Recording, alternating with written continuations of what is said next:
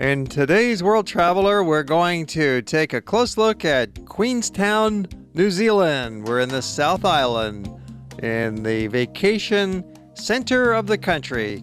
Heading south, we're going to fly down to Queenstown, flying past what's called the New Zealand Alps.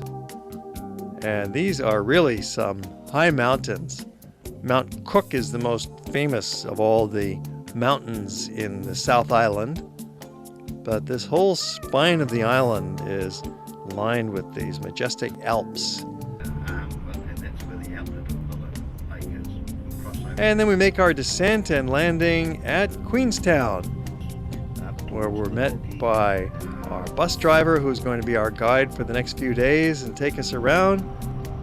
It's a beautiful town on the shores of Lake Wakatipu. It's great for walking. There's a pedestrian mall area right in the center. But Queenstown is most famous for its natural setting and the lakes and mountains around it.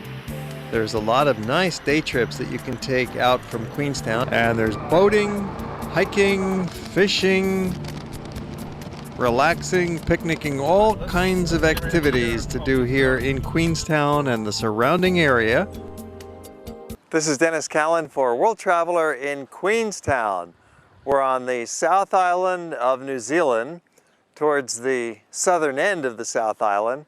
So we're pretty far down there. It's a beautiful place. It's on the lake, as you see here, Wakatipu.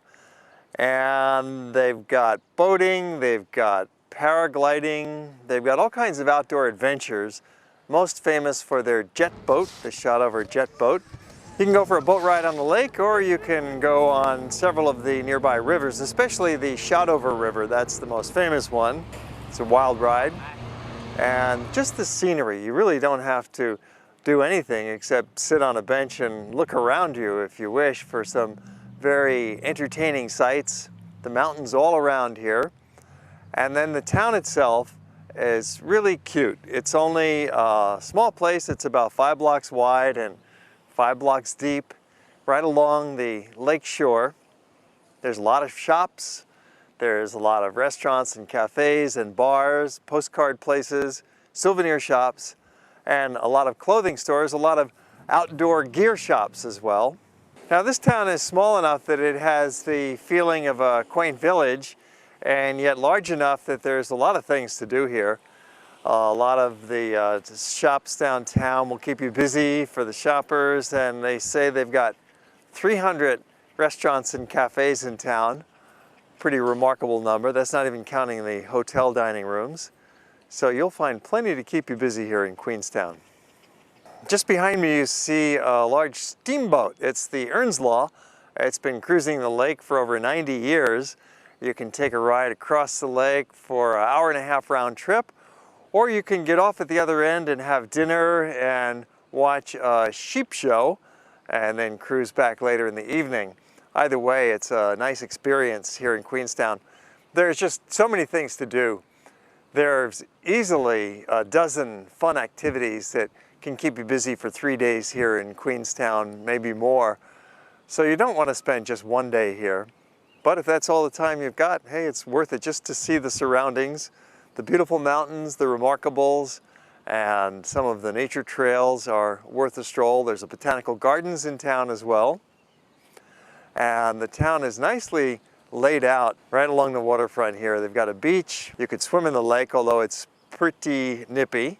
They say that the average temperature of the water never varies more than a few degrees throughout the year because the lake is scooped out by the glaciers, as most of the landforms around here were. The mountains, the valleys, all carved out by the glaciers eons ago. And that's why we have such a dramatic landscape.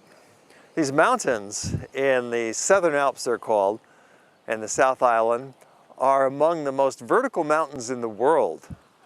They're so dramatic, they go straight up for thousands of feet. In many cases, it's a vertical cliff face, and in most cases, it's the sharpest, most dramatic mountains you've ever seen. Maybe not as high as our Rocky Mountains in America, but more vertical, and so they seem higher. They definitely are mountainous, like the Alps in Switzerland, and that's why they call them the Southern Alps. We'll take you on a little stroll now through Queenstown and show you some of their main shopping streets. They've only got like 5 shopping streets, and they're quite fun. So let's go take a walk and have a look at them. Running right through the middle of Queenstown is the Queenstown Mall. It's a short pedestrian promenade lined with shops and cafes on both sides. And it's really the heart and soul of town. It's the center of the action. There's some very good restaurants here. For example, the Tattler. There's Chico's, there's wine shops, there's clothing stores. And it's just a fun place to hang out. And then there's Beach Street, 1 block over. And then Shotover Street, which is a bigger commercial street with some traffic. It's a wide street now, and it's got a lot of stores and outdoor activity centers as well. But I think that the most tranquil spot in town is really the mall and the waterfront. And they are connected right here in the center of Queenstown, so it's very easy to find your way around. And there's some really nice hip cafes. You can come for your morning cappuccino or perhaps a brunch, get a croissant and read the local papers, meet some local folks, and just generally hang out here. Of course, most of the time while you're in Queenstown, you're going to be kept busy with the activities, the adventure activities out touring the countryside, which is really the main reason for coming to Queenstown, not to hang out at a pedestrian mall.